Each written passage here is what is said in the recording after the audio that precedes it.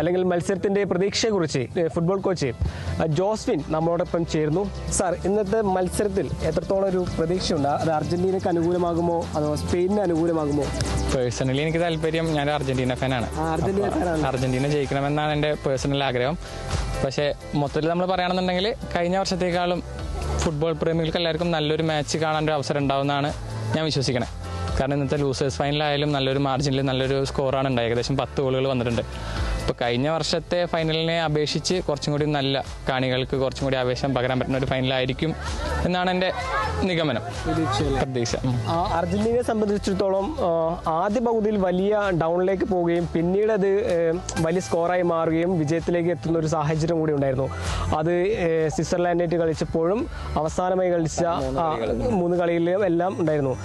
അത് ഇത്തവണ ആവർത്തിക്കുമെന്ന് തോന്നുന്നുണ്ടോ? അല്ലെങ്കിൽ അർജന്റീന വീണ്ടും ഒരു കുതിച്ചു വരാൻ സാധ്യത അത്രത്തോളം ഉണ്ട്? കാരണം അർജന്റീനയെ സംബന്ധിച്ചിടത്തോളം അവർക്ക് കിരീടം നിലനിർത്തുന്നത് അനിവാര്യമാണ്. സോ അതിനു വേണ്ടിയിട്ട് ഏതൊരു അറ്റം വരെ പോകാനും അവർ തയ്യാറാണ്. അതിൻ്റെ ഒരു ഭാഗമായിട്ടാണ് ഈ 3 കളികൾ അവർ നമുക്ക് കാണിച്ചു തന്നത്. Till the end they will fight.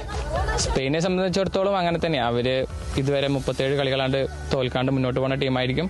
So it will be tough for both teams. ഇന്നത്തെ ദിവസം ആരാണോ കുറച്ച് മിസ്റ്റേക്സ് ഉണ്ടാക്കണേ, കൂടുതൽ സ്കോർ ചെയ്യണേ, കൂടുതൽ ചാൻസസും അവരിലേക്കായിരിക്കും.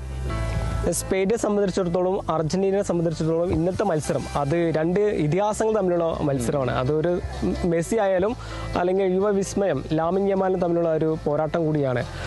ആ ഒരു 2 വിസ്മയം തമ്മിലുള്ള പോരാട്ടത്തെ എങ്ങനെ കാണാം നമുക്ക്? മെസ്സിയെ സംബന്ധിച്ചിടത്തോളം എക്സ്പീരിയൻസ് നിറഞ്ഞു നിൽക്കുന്ന ഒരു പ്ലെയറാണ്. Yamal still young, he has more time. So Spain എപ്പോഴും അവെയർ ആയിരിക്കണം. കാരണം മെസ്സി അവിടെ ഉണ്ട്. ആ അവെയർനെസ് 90 മിനിറ്റ് ആയാലും എക്സ്ട്രാ ടൈമിലേക്ക് പോകണമെങ്കിലും ആ അവെയർനെസ് കീപ്പ് ചെയ്യാൻ പറ്റണം. സോ എൻ്റെ പേഴ്സണൽ ഒപ്പീനിയൻ അനുസരിച്ച് Messi have more advantage than Yamal. സ്പെയിനെ സംബന്ധിച്ചിടത്തോളം ഒരു വലിയ ഇതിലുള്ള പ്രതിരോധ നിരയുണ്ട്. ഡിഫൻസ് ഭയങ്കര സ്ട്രോങ് ആണ്. അർജന്റീനയ്ക്ക് അതൊക്കെ മറികടന്ന് അത് ഗോളാക്കി മാറ്റാൻ സാധ്യത ഉണ്ട്. എത്രത്തോളം സാധ്യത ഉണ്ട്?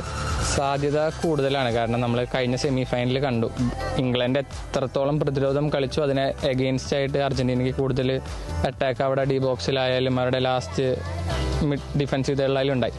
അപ്പോൾ എനിക്ക് അങ്ങനത്തെ ഒരു ഇതിൽ സ്പെയിൻ പോകുകയാണെന്നുണ്ടെങ്കിൽ അവരുടെ വിജയ സാധ്യത കുറയാനാണ് സാധ്യത. കാരണം സെമി ഫൈനലിൽ നമ്മൾ കണ്ടതാണ് ഡിഫൻസീവ് തള്ളിൽ ഇംഗ്ലണ്ട് ഭയങ്കരമായിട്ട് കളിച്ചു. But they are considered to go.